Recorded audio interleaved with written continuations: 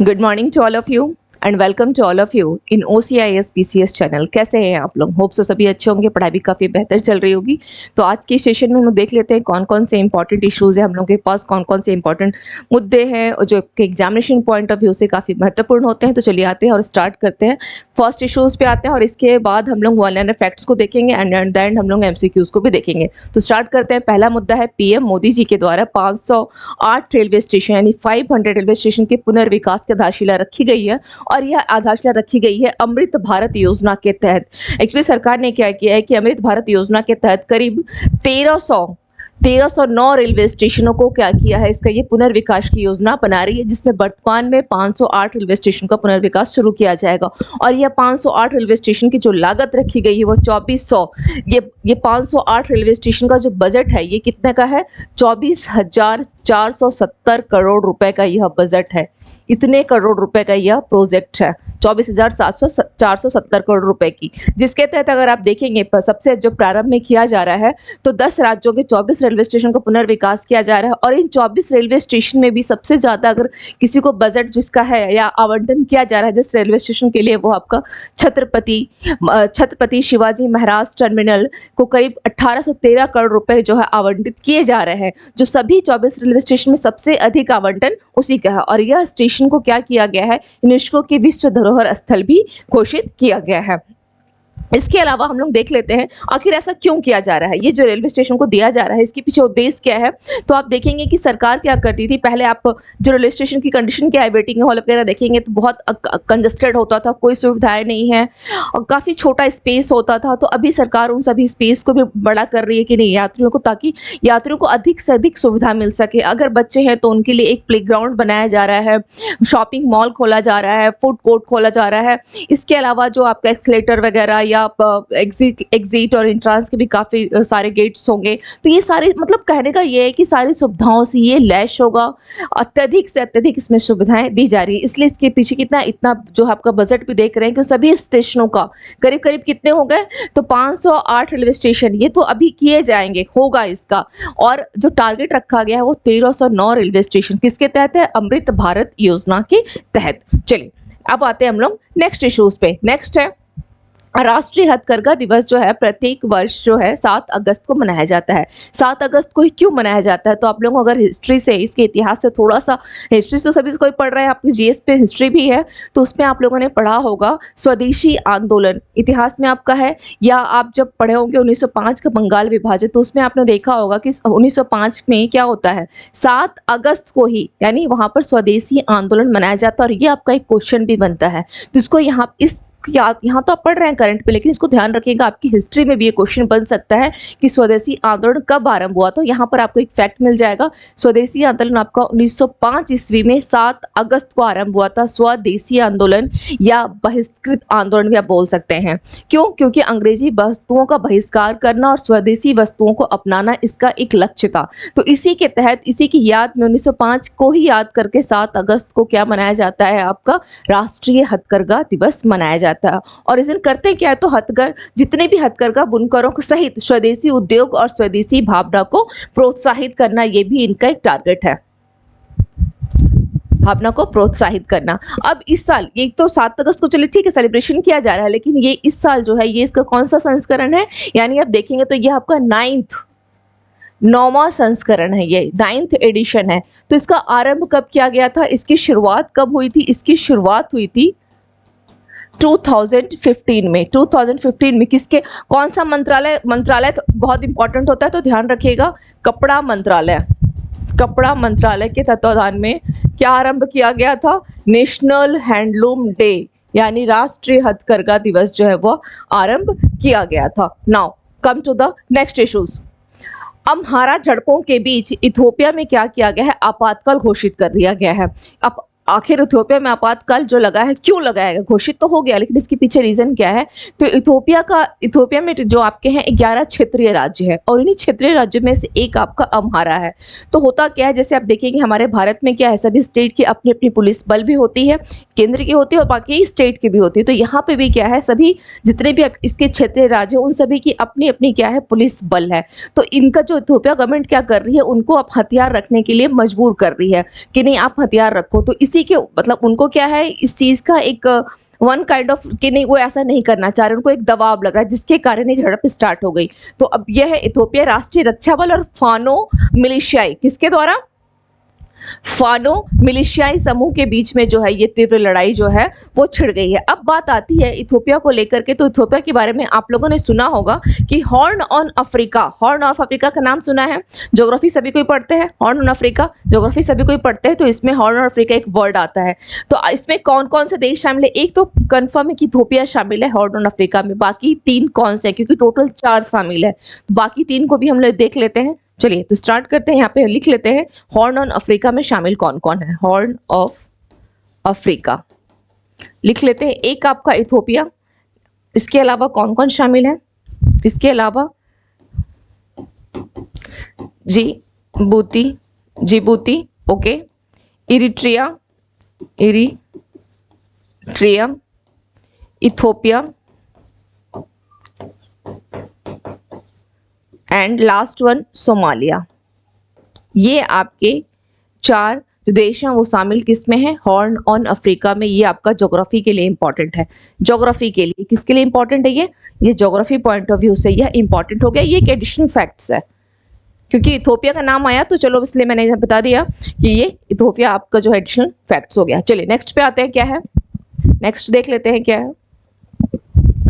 भारतीय महिला कंपाउंड ने विश्व तीर अंदाजी चैंपियनशिप में स्वर्ण पदक जीता है और हराया किसको, स्वर्ण पदक तो भारत ने जीत लिया लेकिन इसने हराया किसको है, तो इसने मलेशिया को हराया है, मलेशिया को ध्यान रखिएगा, मलेशिया को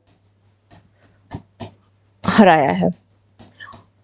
चलिए इसमें शामिल कौन कौन है, इसमें शामिल है सुरेखा वेन्नम, अदिति स्वामी और परनीत कौर। अदिति स्वामी जो है काफी मतलब सबसे कम उम्र की बोला जाए कि युवा जो विश्व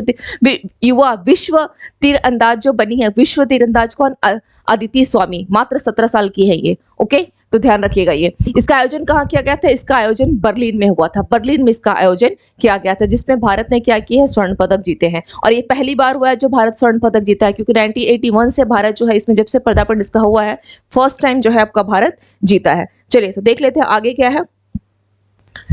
प्रसिद्ध कला निर्देशक कौन है, नितिन चंद्रकांत देसाई का 57 जो एज की इनकी आयु में निधन हो गया है। तो ये कौन है, कला निर्देशक, ये ध्यान रखना है इनका, कला निर्देशक नितिन चंद्रकांत देसाई का निधन हो गया है। आप लोगों ने कुछ मूवी का नाम मैं पूछती हूँ, स्लम डॉग मिलियनेयर का नाम किस किसने सुना है, स्लम डॉग मिलियनेयर का नाम सुना है, स्लम डॉग मिलियनेयर का। इसके अलावा जोधा अकबर या कौन बनेगा करोड़पति सबका नाम सुना हुआ है। तो इन सभी में अगर आप देखेंगे, इन सभी में जैसे कि आपका स्लम डॉग मिलियनेयर हो गया, बहुत चर्चित की जय हो जिसका गाना बहुत फेमस रहा है, जय हो ये गाना है ना, या कौन बनेगा करोड़पति, इसका जो सेट डिजाइन किया था इन दोनों का सेट डिजाइन इनके द्वारा ही किया गया था, किनके द्वारा, नितिन चंद्रकांत देसाई के द्वारा। इसके अलावा लगान मूवी सुने हैं आप लोगों ने, जोधा अकबर सुना है, मुन्ना भाई MBBS सुना है, इन सब में भी इन्होंने क्या किया है, इनका एक अपना एक प्ले इन्होंने किया है, इन सबों में भी इन्होंने क्या किया है, काम किया है, प्ले किया है। Okay now come to the next. Bharat Saudi Arab द्वारा आयोजित यूक्रेन शांति वार्ता में क्या करेगा, हिस्सा लेगा। आयोजित कौन कर रहा है, तो सऊदी अरब द्वारा आयोजित। अपने आप में सवाल बनता है कि यूक्रेन शांति वार्ता का आयोजन किस देश के द्वारा किया जा रहा है, मेजबानी किसके द्वारा की जा रही है, तो ये क्या होगा, सऊदी अरब के द्वारा। भारत को क्या किया गया है, वहां पे इनवाइट किया गया है तो भारत उसमें हिस्सा ले रहा है। यहाँ पर सबसे इंपॉर्टेंट एक चीज और ध्यान रखिएगा सऊदी अरब को लेकर कि सऊदी अरब जो है यह भारत का जो है आपका ये चौथा व्यापारिक देश है, भारत का 4th क्या होगा, व्यापारिक देश है। अगर ये 4th है तो फर्स्ट कौन सा है, फर्स्ट आपका अमेरिका। अगर ये 4th है तो फर्स्ट कौन सा है, फर्स्ट यहां पर लिख लें अमेरिका है, सेकंड में आपका चीन है, थर्ड आपका हो गया, थर्ड आपका आ जाएगा UAE एंड 4th है आपका जो चौथा सबसे बड़ा व्यापारिक देश कौन सा हो गया, सऊदी अरब हो गया। ये पॉइंट यहाँ पे एडिशनल है जिसको आप ध्यान रखिएगा। अब हम लोग आते हैं कि आखिर ये जो आयोजन किया गया था कहाँ पर हो रहा है, यूक्रेन में। यूक्रेन शांति के लिए कर रहा है, ठीक है। यूक्रेन शांति वार्ता में हिस्सा लेगा, किसके द्वारा? सऊदी अरब द्वारा। भारत हिस्सा ले रहा है। ये हेडलाइन जो है अपने आप में यहाँ से 2-3 प्रकार से सवाल को पूछा जा सकता है, भारत के ऊपर, सऊदी अरब के ऊपर और यूक्रेन शांति वार्ता को लेकर के। अब ये बैठक हो कहाँ रही है? तो ये जेद्दाह में होगी, लेकिन इसमें रूस शामिल नहीं हो रहा है। अब रूस शामिल क्यों नहीं हो रहा है, इसको सभी को ही जानते हैं कि हुआ क्या है। रूस क्यों नहीं शामिल आएगा? क्योंकि फरवरी 2022 में रूस ने क्या किया, यूक्रेन पर आक्रमण कर दिया और यह 2014 में स्टार्ट हुआ था, उसी का विस्तार चल रहा है। 22 में तो किया ही है, 2014 में, क्योंकि लास्ट ईयर से ही चल रहा है। यूक्रेन और रूस का मुद्दा तो चल ही रहा है, तो भाई उसमें रूस क्यों शामिल होने के लिए आ जाए? तो रूस यहाँ शामिल नहीं हो रहा है, इसको ध्यान रखना है। बैठक कहाँ हो रही है? जेद्दाह में होगी, लेकिन रूस में शामिल नहीं होगा। नेक्स्ट है, वित्त मंत्रालय ने ऑयल इंडिया को नवरत्न से क्या किया है? महारत्न यानी सीपीएसई में पदोन्नत कर दिया है। सीपीएसई सेंट्रल प्राइवेट सेक्टर क्या होगा? ये इंटरप्राइजेस। सीपीएसई क्या होता है? सीपीएसई क्या होता है? CPSE central private sector, private sector enterprises, मैं यहां लिख देती हूं, ठीक है। Enterprises, CPSE। अब सेंट्रल इंटरप्राइजेज यानी क्या हो गया? केंद्रीकृत आपका सार्वजनिक उद्योग, केंद्रीकृत सार्वजनिक सेक्टर यानी क्या हो जाएगा उसका? बोल सकते हैं जो क्षेत्रीय उद्योग, इंटरप्राइजेज यही आएगा ना, केंद्रीकृत सार्वजनिक क्षेत्र उद्यम में आ जाएगा ना, इंटरप्राइजेज उद्यम आ जाएगा। ओके, केंद्रीकृत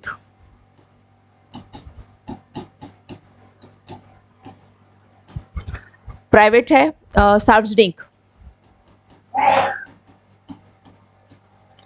क्षेत्र उद्यम, जिसे हिंदी में बोलता है। अगर आपको इंग्लिश में भी है knowledge, it's not important Hindi, ठीक है। सीपीएसई हो गया।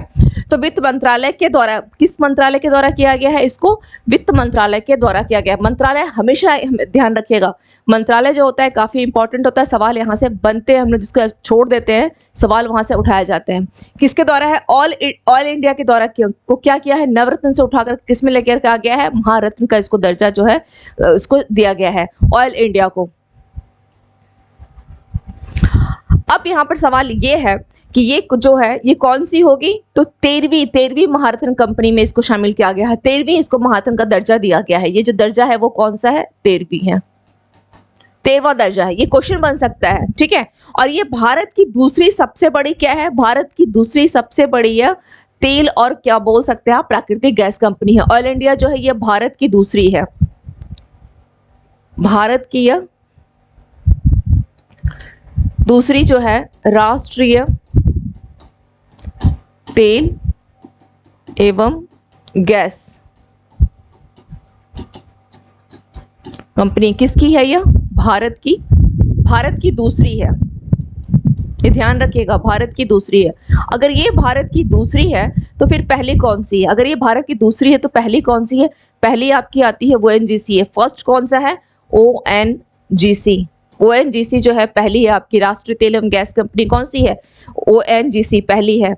अब इसकी ऑयल इंडिया की स्थापना कब हुई थी? 1959 में, 1959 में। क्लियर? ये क्या है? ये फर्स्ट है, ये सेकंड है। ऑयल इंडिया, इसकी स्थापना कब हुई थी? 1959 में इसकी स्थापना की गई है, 1959 में। नाउ नेक्स्ट पॉइंट पे चलते हैं। भारत में हिमालय गिद्ध के कैप्टिव प्रेसिडेंट का जो मामला है वो पहला मामला सामने आया है। कहां पर? हिमालय गिद्ध का कैप्टिव प्रेसिडेंट का पहला मामला सामने आया है। तो कहां पर हो रहा है? ये असम, असम चिड़ियाघर में। कहां पर हो रहा है? असम चिड़ियाघर, गुवाहाटी। देख लेते हैं थोड़ा इसके बारे में। भारत में पहली बार हिमालय गिद्ध का कैप्टिव प्रेसिडेंट यानी बंदी प्रेसिडेंट, कैप्टिव प्रेसिडेंट क्या होता है? बंदी प्रेसिडेंट असम राज्य चिड़ियाघर गुवाहाटी में हुआ है। इसके अलावा हिमालय गिद्ध को लेकर के ये कि उच्च हिमालय में रहता है, या इसके बारे में थोड़ा सा और डिटेल जानना चाहेंगे तो जो सर्दियों में है ये भारतीय मैदानी इलाकों में प्रवास करता है। इसके अलावा ये बर्फ के जो ढके हुए पहाड़ होते हैं ना, उन पहाड़ों में ये प्रजनन करता है, बर्फ से ढके पहाड़ों में। गुवाहाटी चिड़ियाघर जो है हिमालय गिद्ध का संरक्षण जो है प्रजनन, ये दुनिया में दूसरा है ऐसा माना जाता है। ऐसा पहला मतलब दूसरा मामला है ये जो गुवाहाटी चिड़ियाघर में हुआ है। ये प्रेसिडेंट का क्या है, ये ऐसा दूसरा मामला आया है। और दूसरी चीज है कि इसको क्या किया गया है, हिमालय गिद्ध को अंतर्राष्ट्रीय प्रकृति संरक्षण संघ यानी IUCN की जो लाल सूची होती है ना, संकटग्रस्त वाली रेड जो लिस्ट जारी की गई है इसके द्वारा, उसमें इसको शामिल किया गया है। IUCN के रेड लिस्ट में इसको संकटग्रस्त के रूप में सूचीबद्ध किया गया है। नेक्स्ट न्यूज क्या है महाराष्ट्र में मुफ्त चिकित्सा सेवाएं और उपचार प्रदान की जा रही है।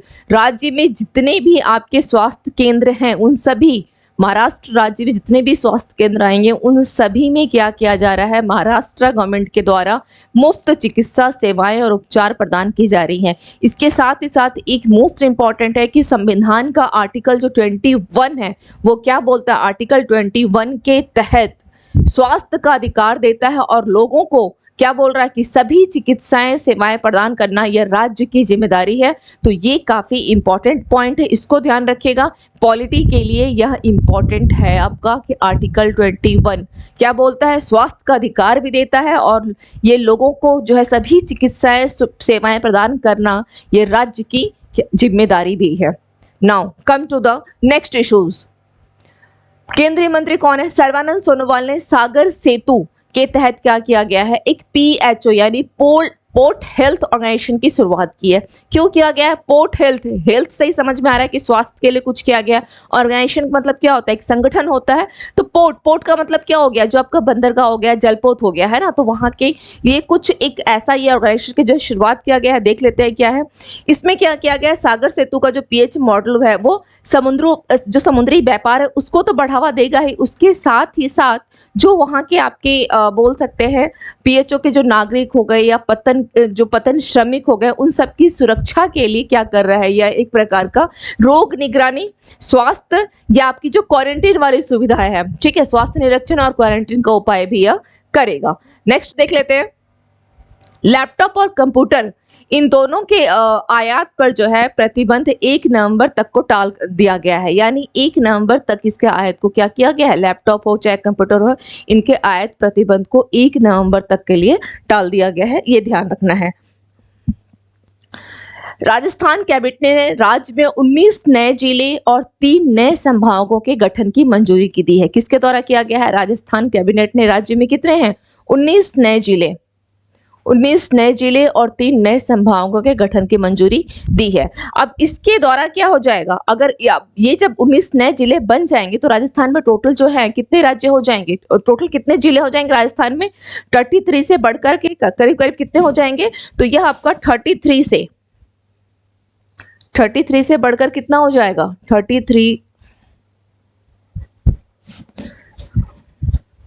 33 से बढ़कर करीब करीब ये 50 जिले हो जाएंगे। ओके, 50 जिले हो जाएंगे। और किसके द्वारा किया जा रहा है, ये किसकी अध्यक्षता में किया गया है, यह जो है 50 जिले, यहाँ जिले लिख दे रही हूँ, ठीक है, 50 जिले हो जाएंगे किसकी अध्यक्षता में।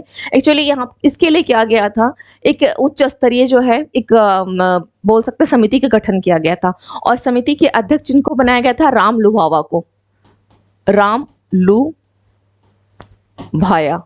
राम लुभाया की अध्यक्षता में जो समिति गठित की गई थी, इनकी अध्यक्षता में, किसके लिए, तो ये नए जिले और संभागों के गठन, इनके द्वारा इनकी रिपोर्ट के आधार पर ये जिले को संख्या जो है बढ़ाई गई। जैसे जयपुर को क्या कर दिया गया है, जयपुर तो एक नाम है ही, उसके अलावा जयपुर ग्रामीण इनमें डिवाइड किया गया है। जोधपुर को भी जोधपुर एक नाम है ही, फिर जोधपुर को बोल सकते हैं जोधपुर ग्रामीण के नाम से, इसमें भी इसको क्या कर दिया गया है, विभाजित कर दिया गया है। अब बात आती है यहाँ की सबसे छोटा जिला हो गया है दूध, ये सबसे छोटा जिला हो गया है, सबसे छोटा, ये ध्यान रखना है, ये इंपॉर्टेंट हो गया है, सबसे छोटा जिला हो गया है। अच्छा, ये रेड कलर से जो मैंने लिखा है ये पता चल रहा है कि नहीं, सबसे छोटा जिला कौन सा हो गया है, दूदू। मैं पेन का कलर चेंज कर दे रही हूँ, दूदू सबसे छोटा जिला हो गया है, दूदू सबसे छोटा जिला। अगर दूदू सबसे छोटा जिला है तो अगर बात की जाए यहाँ पर कि सबसे बड़ा जो क्षेत्रफल के हिसाब से अगर देखते हैं, एरिया वाइज अगर देखेंगे तो सबसे बड़ा जिला कौन सा हो जाएगा, जैसलमेर।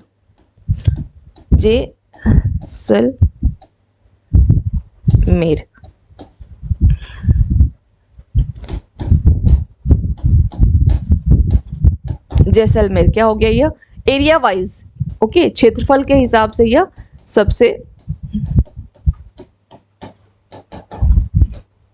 बड़ा जिला हो गया।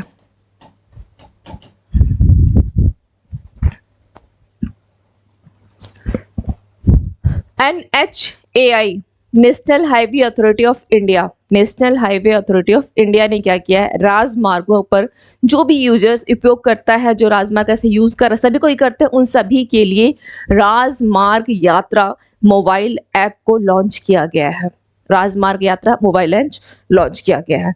चलिए अब हम लोग आते हैं, कुछ पॉइंट्स हैं जो प्रीवियस क्लास के हैं उसको हम लोग रिवीजन कर लेते हैं। तो देख लेते हैं कौन कौन से हैं। भारत में आयुष चिकित्सा उपचार के लिए आने वाले जो भी विदेशी नागरिक होंगे उनके लिए सरकार क्या कर रही है, आयुष वीजा की शुरुआत कर रही है। मालाबार नदी महोत्सव का 9th एडिशन कहाँ किया जा रहा है, केरल के कोझिकोड के तुषारगिरी में आरंभ किया जा रहा है। असम के मुख्यमंत्री कौन है, हिमंत बिस्वा ने क्या किया है, अमृत वृक्ष आंदोलन वेब पोर्टल या मोबाइल एप्लीकेशन को लॉन्च किया है। शिक्षा मंत्री धर्मेंद्र प्रधान और विदेश मंत्री कौन है, डॉक्टर एस जयशंकर के द्वारा स्टडी इन इंडिया पोर्टल को लॉन्च किया गया है। केंद्र सरकार ने लैपटॉप हो, टैबलेट हो, all in one personal computer और ultra small form factor computer और सर्वर के आयात पर क्या कर दिया है, प्रतिबंध। कब से, 1 नवंबर से ये प्रतिबंध जो है लागू हो जाएगा। NMDC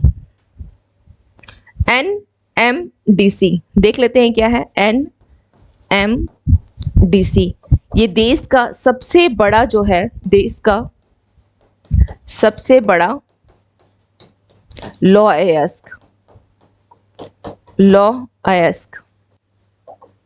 सबसे बड़ा, और इसको दर्जा किसका मिला हुआ है, इसको दर्जा किसका मिला हुआ है, नवरत्न का, नवरत्न का। अगर इसके फुल फॉर्म की बात की जाए NMDC की तो क्या होगा, नेशनल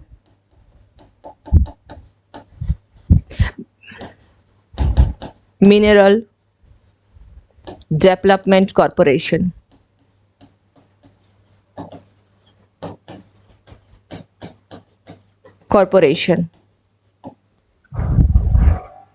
चलिए नेक्स्ट देख लेते हैं क्या है।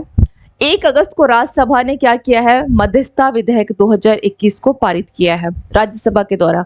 और जापान के ओकुनावा में कौन सा तूफान है, तूफान खानून, खानून का नाम ध्यान रखिएगा। अब आते हैं हम लोग कुछ वन-लाइनर फैक्ट्स के ऊपर। 7th जो हॉकी पुरुष एशियाई चैंपियनशिप ट्रॉफी का आयोजन किस शहर में किया जा रहा है, चेन्नई में। वाइस एडमिरल ने पूर्वी नौसेना कमान की चीफ ऑफ स्टाफ का पदभार संभाला है, तो कौन है, समीर सक्सेना। उत्तर प्रदेश राज्य के प्रयागराज में देवारी गांव को किसके रूप में विकसित किया जाएगा, ग्रामीण पर्यटन केंद्र के रूप में। नेक्स्ट है, असम के मुख्यमंत्री कौन है, हिमंत बिस्वा। इन्होंने क्या किया है, राज्य में क्या लॉन्च किया है, अमृत वृक्ष आंदोलन ऐप। किस राज्य में मैंग्रोव सेल की स्थापना की घोषणा की गई, तो मैंग्रोव सेल कहाँ होगा, मैंग्रोव सेल पश्चिम बंगाल सुंदरबन। किस राज्य में आदि परेकू सांस्कृतिक उत्सव मनाया जा रहा है, तो यह है आपका तमिलनाडु में मनाया गया है, तमिलनाडु में आदि परेकू सांस्कृतिक उत्सव। आयरलैंड दौरे के लिए किसको भारतीय T20 टीम का कप्तान बनाया गया था, जसप्रीत बुमराह। कहाँ में उन्मेषा और उत्कर्ष उत्सव का आयोजन किया गया है, भोपाल में। कहाँ किया गया है, भोपाल। कौन कौन सा है, ये ध्यान रखिएगा, कौन कौन सा है यह, उन्मेषा और उत्कर्ष उत्सव का आयोजन भोपाल में। किस राज्य के जेती बुट्टा साड़ी, कन्याकुमारी मैटी कला और जदेरी नम किट्टी उत्पादों को GI टैग प्राप्त हुआ है, तमिलनाडु को। ये तीनों GI टैग जो दिया गया है ध्यान रखना है। किस राज्य के जसलेर धातु शिल्प को GI टैग प्राप्त हुआ, अब जलेसर नाम है, जलेसर ये है एक्चुअली यूपी के एटा जिले में पड़ता है, यह आपका यूपी के एटा जिले में जलेसर, एटा जिले अभी दिया गया है ना, रिसेंटली जो है पूरे भारत के 7 जो उत्पादों को GI टैग दिया गया, जिसमें राजस्थान के ही 4 है, आपका यूपी का हो गया, 2 गोवा का हो गया। भारत का स्वदेशी रूप से विकसित नेक्सेट जनरेशन MRI स्कैनर कहाँ में लॉन्च किया गया है, नई दिल्ली में। ADR द्वारा जारी की गई रिपोर्ट के अनुसार किस राज्य में सबसे अधिक अरबपति विधायक हैं, तो ये आपके कर्नाटक में सबसे ज्यादा अरबपति विधायक कहाँ है, कर्नाटक में है। इसके अलावा क्या है, अब हम लोग आते हैं कुछ MCQs पर, देख लेते हैं। अगस्त 2023 में किस राज्य ने राज्य सरकार द्वारा संचालित सभी स्वास्थ्य केंद्रों में लोगों को मुफ्त चिकित्सा सेवाएं और उपचार प्रदान करने का निर्णय लिया है? क्या क्या बोला जा रहा है? राज्य सरकार द्वारा संचालित सभी स्वास्थ्य केंद्रों में लोगों को क्या है? मुफ्त चिकित्सा। तो कहाँ पे किया जा रहा है? महाराष्ट्र, राजस्थान, मध्य प्रदेश, हरियाणा। तो ये किसका है? महाराष्ट्र गवर्नमेंट के द्वारा। और किस आर्टिकल के तहत है जो राज्य की जिम्मेदारी बनती है? आर्टिकल 21 के तहत। नेक्स्ट क्वेश्चन देख लेते हैं, क्या है?